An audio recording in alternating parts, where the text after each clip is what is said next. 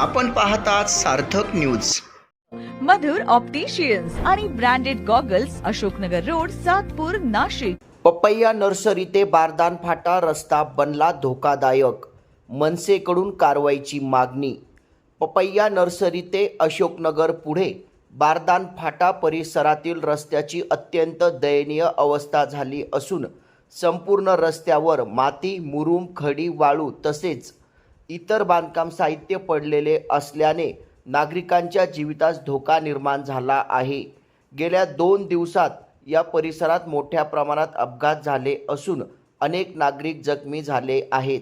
काहींना फ्रॅक्चर झाले असून वाहन चालकांना गंभीर दुखापतीचा सामना करावा लागत आहे।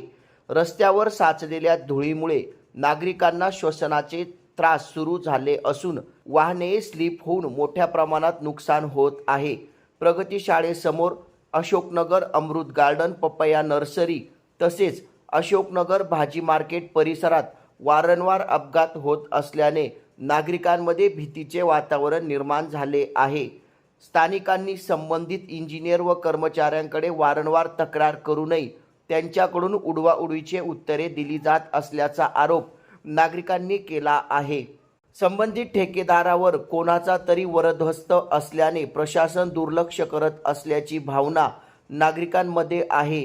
या संपूर्ण प्रकरणाची गंभीर दखल घेत महापालिका आयुक्त, महापौर, उपमहापौर, नगरसेवक यांनी प्रत्यक्ष पाहणी करून संबंधित कॉन्ट्रॅक्टर कठोर कारवाई करावी तसेच रस्ते तात्काळ स्वच्छ व सुरक्षित करावे अशी मागणी मनसेचे नाशिक शहर सरचिटणीस वैभवराज रौंदळ यांनी केली आहे। वैभवराज रौंदळ, मनसे नाशिक शहर सरचिटणीस।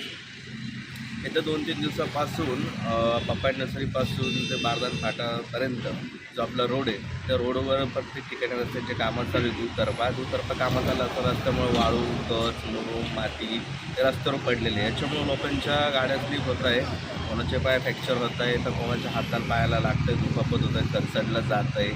तसेच त्याच प्रमाणात मोठ्या प्रमाणात लोकांना जखमा होत आहे, तसंच लोकांच्या गाड्यांचे पण नुकसान मोठ्या प्रमाणात होत आहे। तर यामुळे तिथलं स्थानिक जे काम करतात ते अभियंता असो, कर्मचारी असो, त्यांचे इंजिनियर असो, त्यांना सांगितलं असं ते उलटून करून देतात, रस्ते साफ करत नाही आहेत। रस्त्यावर मोठ्या प्रमाणात धूळ होती, त्या धुळीमध्ये लोकांना श्वासाचे त्रास होत आहेत। तर काल जे पेशंट होते त्यांना भेटण्यासाठी गेल्या डॉक्टरांकडून कळालं की लोकांच्या मानपाट दुखणे असो, लोकांना जखमा झाल्या, फ्रॅक्चर झाले, तर श्वसनाचे त्रास होत आहे। तर तसेच प्रशासनाची विनंती आहे, आयुक्त असो, महापौर असो, उपमहापौर यांनी दौरे करून त्यांची पाहणी करून स्वच्छ होणे नेमके करावेत आणि लोकांना जे नुकसान झाले त्यांची नुकसान भरपाई द्यावी अशीच माझी मागणी आहे। या चॅनलला आपण शेअर करा, लाईक करा आणि सबस्क्राईब करा। धन्यवाद।